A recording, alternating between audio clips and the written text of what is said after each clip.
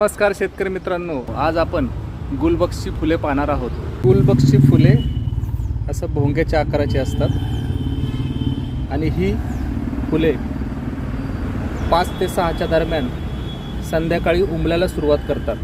गुलबक्ष ही खूप औषधी वनस्पती आहे. याच्या पानामध्ये, कंदामध्ये वेगवेगळे औषधी गुणधर्म आहेत. गुलबक्षच्या पानांची रानभाजी म्हणून सुद्धा खातात, कवळ्या पानांची. दिवसा ही फुलं अशी सुकून जातात बघा, रात्री उमललेली. सकाळी फुले अशी ही मिटतात बघा